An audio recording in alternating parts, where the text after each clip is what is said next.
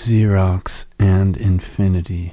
If men create intelligent machines or fantasize about them, it is either because they secretly despair of their own intelligence or because they are in danger of succumbing to the weight of a monstrous and useless intelligence which they seek to exercise by transferring it to machines where they can play with it and make fun of it. By entrusting this burdensome intelligence to machines, we are released from any responsibility to knowledge, much as entrusting power to politicians allows us to disdain any aspiration of our own to power. If men dream of machines that are unique, that are endowed with genius, it is because they despair of their own uniqueness, or they prefer to do without it, to enjoy it by proxy, so to speak, thanks to machines. What such machines offer is the spectacle of thought, and in manipulating them people devote themselves more to the spectacle of thought than to thought itself. It's not for nothing that they are described as virtual, for they put thought on hold indefinitely, tying its emergence to the achievement of a complete knowledge. The act of thinking itself is thus put off forever.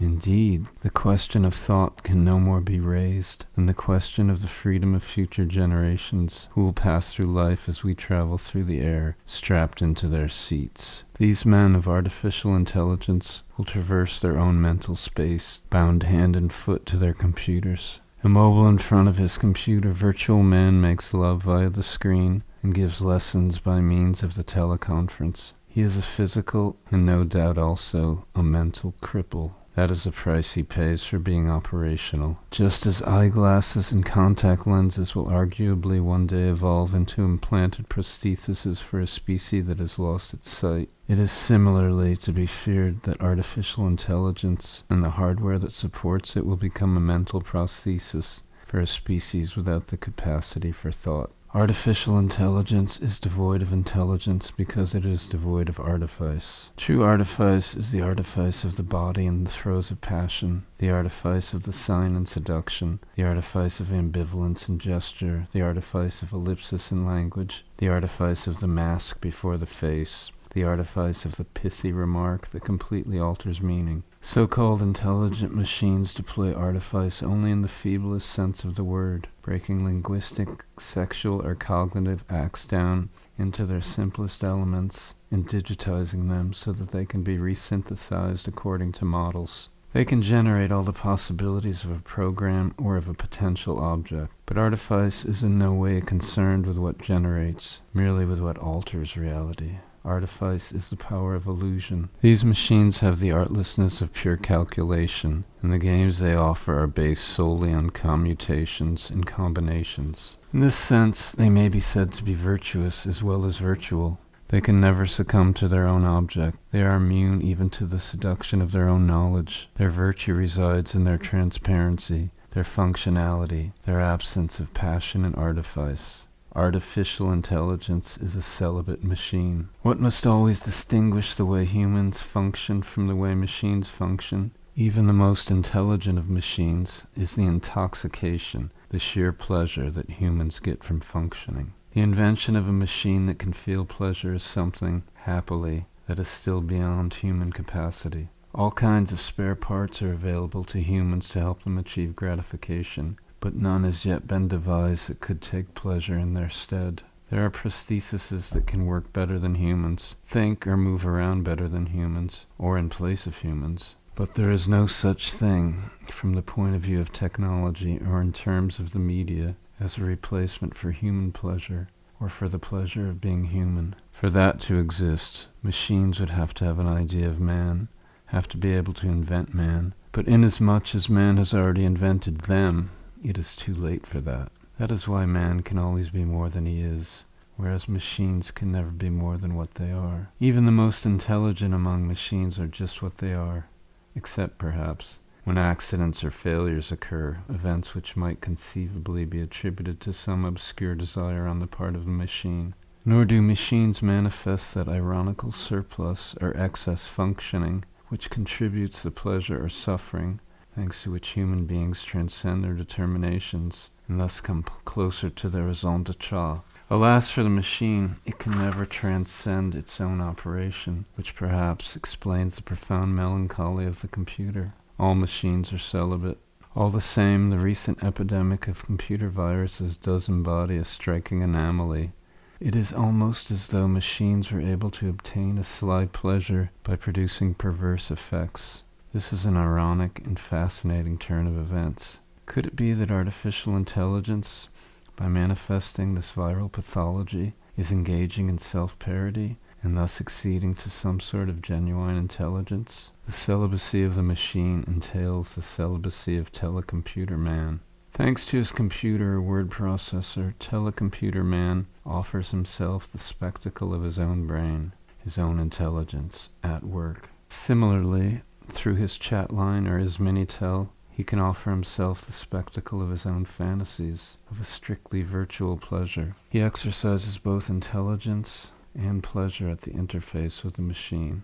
The other, the interlocutor, is never really involved. The screen works much like a mirror, for the screen itself as locus of the interface is the prime concern. An interactive screen transforms the process of relating into a process of commutation between one and the same. Otherness is surreptitiously conjured away by the machine. The most probable scenario of communication here is that Minitel users gravitate from the screen to telephone conversations, thence to face-to-face meetings, and then what? Well, it's let's phone each other, and finally back to the Minitel, which is, after all, more erotic because it is once both esoteric and transparent. This is communication in its purest form, for there is no intimacy here except with the screen, and with an electronic text that is no more than a design filigreed onto life, like a new Plato's retreat, whence to observe shadow forms of bodily pleasure filing past. Why speak to one another when it is so simple to communicate? We lived once in a world where the realm of the imaginary was governed by the mirror, by dividing one into two, by theater, by otherness and alienation. Today that realm is the realm of the screen, of interfaces and duplication, of contiguity and networks. All our machines are screens, and the interactivity of humans has been replaced by the interactivity of screens. Nothing inscribed on these screens is ever intended to be deciphered in any depth. Rather, it is supposed to be explored instantaneously, in an abreaction immediate to meaning, a short-circuiting of the poles of representation.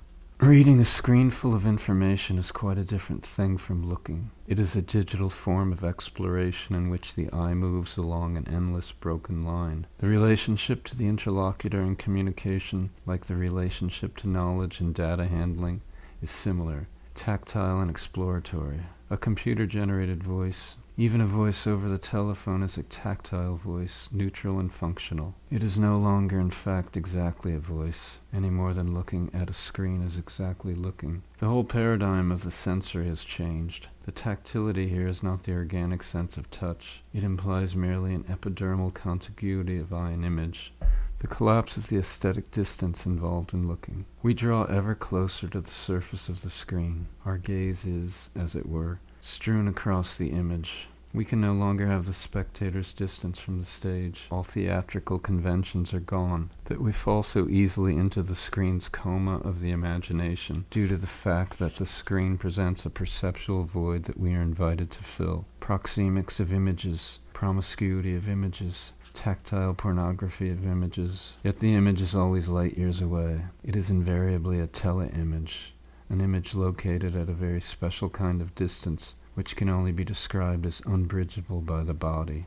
The body can cross the distance that separates it from language, from the stage, or from the mirror. This is what keeps it human and allows it to partake in exchange. But the screen is merely virtual, and hence unbridgeable. This is why it partakes only of that abstract, definitively abstract form known as communication. Within the space of communication, words, gestures, looks are in a continual state of contiguity, yet they never touch. The fact is that distance and proximity here are simply not relationships obtaining between the body and its surroundings. The screen of our images, the interactive screen, the telecomputing screen are at once too close and too far away. Too close to be true, to have the dramatic intensity of a stage, and too far away to be false, to embody the collusive distance of artifice. They thus create a dimension that is no longer quite human, an eccentric dimension corresponding to the depolarization of space and the indistinctness of bodily forms of expression. There is no better model of the way in which the computer screen and the mental screen of our own brain are interwoven than Mobius's topology, with its peculiar contiguity of near and far, inside and outside, object and subject within the same spiral. It is in accordance with this same model that information and communication are constantly turning around upon themselves in an incestuous circumvolution, a superficial conflation of subject and object, within and without, question and answer, event and image, and so on. The form is inevitably that of a twisted ring, reminiscent of the mathematical symbol for infinity. The same may be said of our relationship with our virtual machines. Telecomputer man is assigned to an apparatus, just as the apparatus is assigned to him, by virtue of an involution of each into the other, a refraction of each by the other. The machine does what the human wants it to do, but by the same token the human puts into execution only what the machine has been programmed to do. The operator is working with virtuality, only apparently is the aim to obtain information or to communicate. The real purpose is to explore all the possibilities of a program, rather as a gambler seeks to exhaust the permutations in a game of chance. Consider the way the camera is used now. Its possibilities are no longer those of a subject who reflects the world according to his personal vision. Rather, they are the possibilities of the lens as exploited by the object. The camera is thus a machine that vitiates all will, erases all intentionality, and leaves nothing but the pure reflex needed to take pictures. Looking itself disappears without trace, replaced by a lens now in collusion with the object, and hence with an inversion of vision. The magic lies precisely in the subject's retroversion to a camera obscura, the reduction of his vision to the impersonal vision of a mechanical device. In a mirror, it is the subject who gives free rein to the realm of the imaginary. In the camera lens, and on screen in general, it is the object, potentially, that unburdens itself, to the benefit of all media and telecommunications techniques. This is why images of anything are now a possibility. This is why everything is translatable into computer terms, commutable into digital form, just as each individual is commutable into his own particular genetic code. The whole object, in fact, is to exhaust all the virtualities of such analogues of the genetic code. This is one of the artificial intelligence's most fundamental aspects. What this means on a more concrete level is that there is no longer any such thing as an act or event which is not refracted into a technical image or onto a screen, any such thing as an action which does not in some sense want to be photographed, filmed, or tape recorded, does not desire to be stored in memory so as to become reproducible for all eternity. No such thing as an action which does not aspire to self-transcendence into a virtual eternity, not now, the durable eternity that follows death, but rather the ephemeral eternity of ever-ramifying artificial memory. The compulsion of the virtual is the compulsion to exist in potentia on all screens, to be embedded in all programs, and it acquires a magical force, the siren call of the black box. Where is the freedom in all this? Nowhere. There is no choice here, no final decisions. All decisions concerning network, screens, information, or communication are serial in character, partial, fragmentary, fractal. A mere succession of partial decisions, a microscopic series of partial sequences and objectives constitute as much the photographer's way of proceeding as that of telecomputer man in general, or even that called for by our own most trivial television viewing. All such behavior is structured in quantum fashion, composed of haphazard sequences of discrete decisions. The fascination derives from the pull of the black box, the appeal of an uncertainty which puts paid to our freedom. Am I a man or a machine? This anthropological question no longer has an answer. We are thus, in some sense, witness to the end of anthropology, now being conjured away by the most recent machines and technologies. The uncertainty here is born of the perfecting of machine networks, just as sexual uncertainty, am I a man or a woman? What is the difference between the sexes become? Is born of increasingly sophisticated manipulation of the unconscious and of the body, and just as science's uncertainty about the status of its object is born of the sophistication of analysis in the microsciences. Am I a man or a machine? There is no ambiguity in the traditional relationship between man and machine. The worker is always, in a way, a stranger to the machine he operates, and alienated by it. but at least he retains the precious status of alienated man. The new technologies, with their new machines, new images, and interactive screens, do not alienate me. Rather, they form an integrated circuit with me. Video screens, televisions, computers, and Minitels resemble nothing so much as contact lenses, in that they are so many new transparent prostheses integrated into the body to the point of being almost part of its genetic makeup. They are like pacemakers, or like Philip K. Dick's papilla, a tiny implant grafted onto the body at birth as a free gift, which serves the organism as an alarm signal. All our relationships with networks and screens, whether willed or not, are of this order. Their structure is one of subordination, not of alienation. The structure of the integrated circuit, man or machine, impossible to tell. Surely the extraordinary success of artificial intelligence is attributable to the fact that it frees us from real intelligence, that by hypertrophying thought as an operational process, it frees us from thought's ambiguity and from the insoluble puzzle of its relationship to the world. Surely the success of all these technologies is a result of the way in which they make it impossible even to raise the timeless question of liberty. What a relief! Thanks to the machinery of the virtual, all your problems are over. You are no longer either subject or object, no longer either free or alienated, and no longer either one or the other. You are the same, and enraptured by the commutations of that sameness.